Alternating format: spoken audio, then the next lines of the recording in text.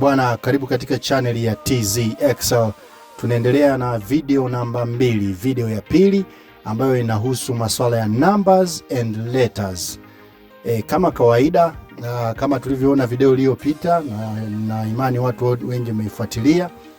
Katika video hii tutakwenda kujifunza namna ya kuingiza numbers, kuangalia numbers, kuangalia letters na kuingiza letters katika mfumo wa Microsoft Excel.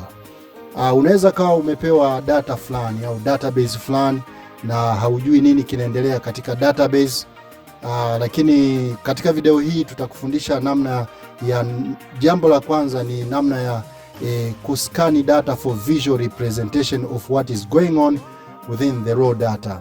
Kwa hiyo hapa tuna data yetu ambayo ipo katika mfumo wa majina na marks za wanafunzi. Inaonekana kuna masomo ambao wanafunzi wamefanya mitihani, lakini katika mitihani hiyo kuna namba zimewekwa pale ambazo ni marks, na tutaona kama hizi marks zimekaeje. Kwa hiyo kwa mara ya kwanza unatakiwa kuvisualize data, kuangalia kwa haraka, je, katika data hii kuna vitu gani ninavyoviona?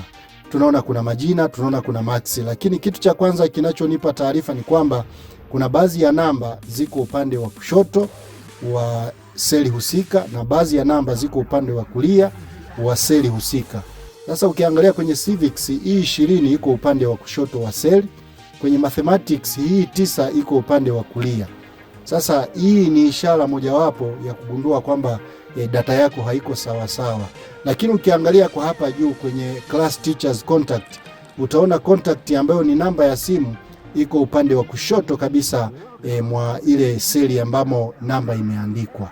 Hii ni ishara kwamba namba hii haiko sahihi. Kwa sababu kwa nini? Tunajua sheria zote kwamba namba zote katika seli husika huwa zinakaa upande wa kulia na text zote huwa zinakaa upande wa kushoto. Swala hilo unatakiwa ulishike kichwani kila siku unapo work with data, uwe unajua kabisa text inakaa upande wa kushoto mwa cell na namba yoyote inakaa upande wa kulia mwa seli husika. Kwa hiyo visual representation of what is going on hapa, ninaona kwamba kuna baadhi ya numbers zinaonekana kama text, na hii inaonyesha kwamba kuna kosa fulani limefanyika wakati wa kuingiza hizi data. Sasa tuingie moja kwa moja kwenye pointi namba 2. Anasema usichanganye kati ya namba 1 na L au I. Do not confuse number 1 with I. Sasa number 1 ni namba na I always ni I. Kwa mfano unapokuja kwenye physics unakuta kuna 31. Kiuhalisia hii ukiangalia sio 31 kwa sababu Excel imeshaitema nje kwamba hii sio namba, hii ni text. Imeitema kwa namna gani? Ni kwa kuifanya ikae upande wa kushoto. Ikikaa upande wa kushoto, hiyo sio namba bali ni text.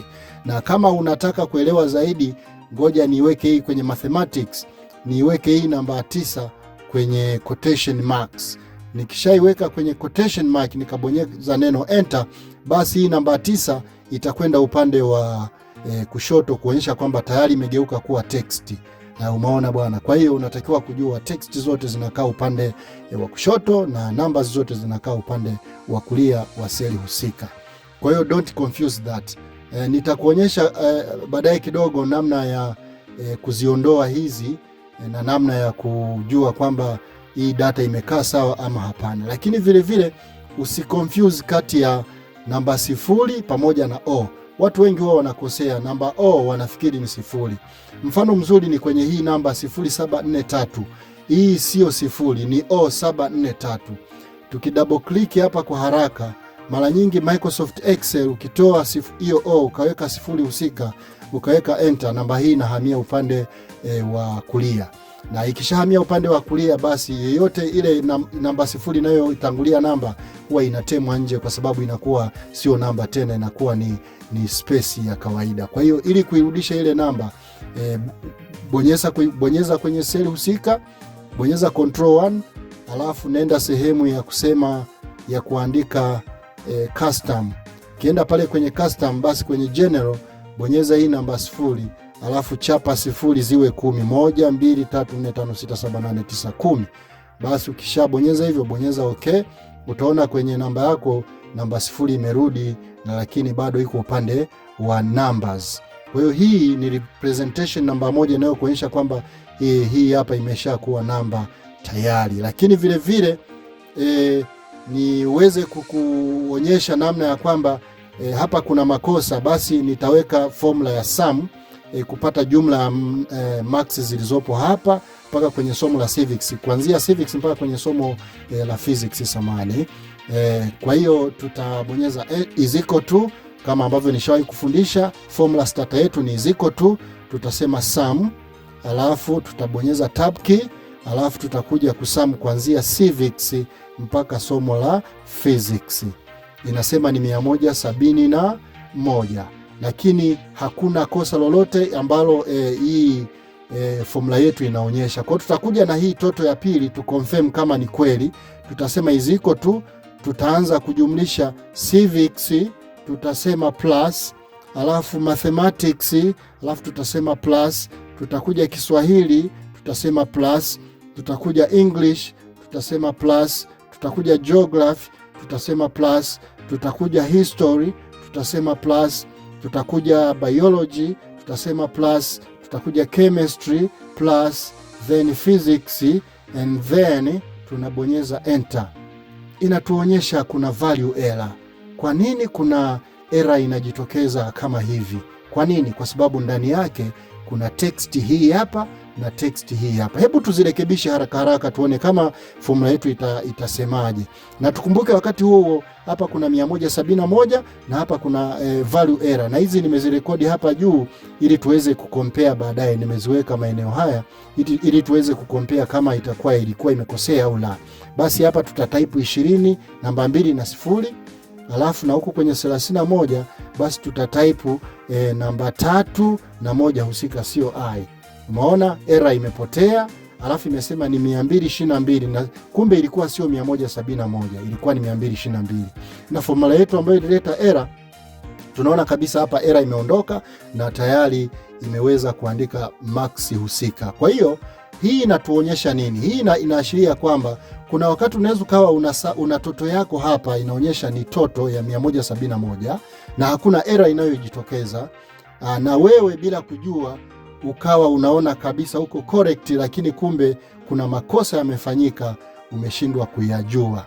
Nimeamua kudrag hizi moja kwa moja mpaka chini ili tuweze kuona na wanafunzi wengine wamepata marks ngapi. Kwa hiyo tunaona kama ambavyo nimekupa tahadhari kwamba upande huu hauonyeshi error mahali popote, lakini hii hapa formula ya pili ambayo inaonyesha ni ya manual inaonyesha hapa kuna value error, which means kuna baadhi ya hii marks ya civics ya 40 hii na yenyewe sio 40 bali ni namba 4 na 0. Kwa hiyo tutaweka 4 ni namba 4 na O. Kwa hiyo tunatoa ile O tunaweka 0 husika, alafu tunabonyeza enter. Umeona ile error imeondoka. Kwa hiyo kuna wakati fulani hizi formula zitakusaidia sana katika kudetect matatizo au yaliyopo katika value fulani.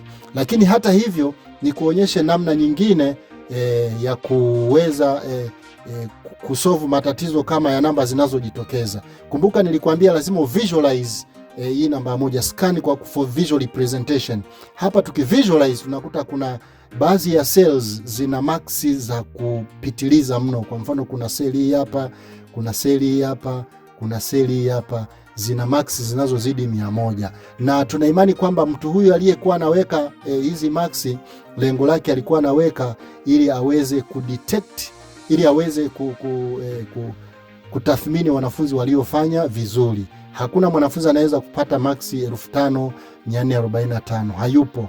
Wote wanaishia na marks namba 100. Sasa utawezaje kujua automatically kama mtu akiingiza namba yoyote ambayo inazidi namba 100? Tunakuja kwenye pointi yetu hii hapa ya avoid namba kuwa nini?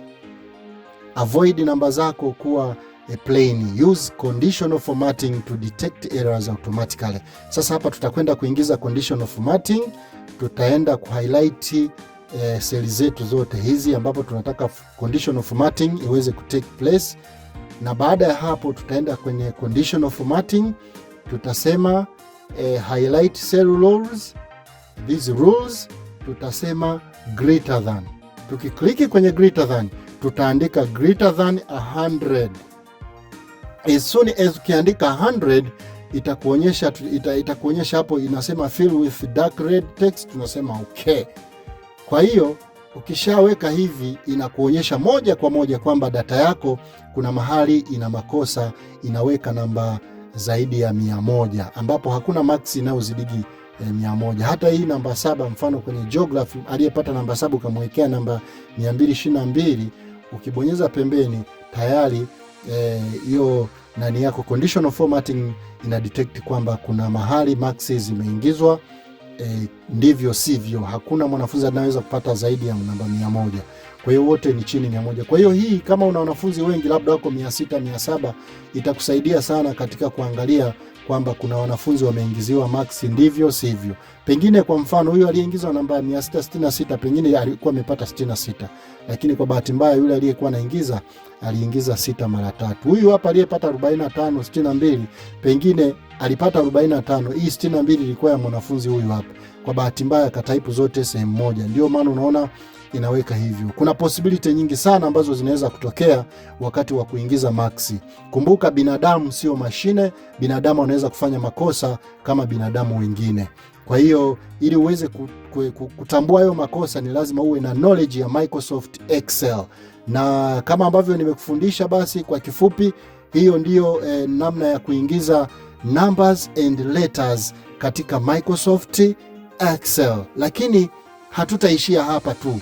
Katika somo lijalo tutajifunza zaidi kuhusiana na masuala ya dates and formats. Wengi huwa wanakosea tarehe na nini, na kuna video zingine nyingi zinazofuatia, ziko video kadha wa kadha hapa zinakuja, usikose kufuatilia.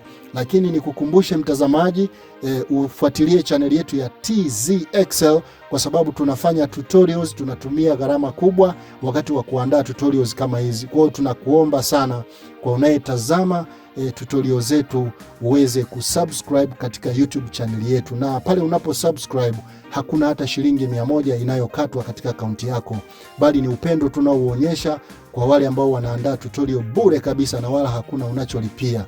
Knowledge kama hii inatafutwa, tunaangalia tutorials zingine na tuna subscribe kwenye YouTube zingine kwa ajili ya kupata knowledge, lakini na wewe pia subscribe kwenye YouTube channel yetu ili na sisi tuweze kusonga mbele, tupate hata kile kifedha cha kuandaa video mbalimbali. Mpaka wakati mwingine tena, na washukuru sana kwa kuangalia channel ya TZ Excel pamoja sana. Karibu tena katika video zinazofuata.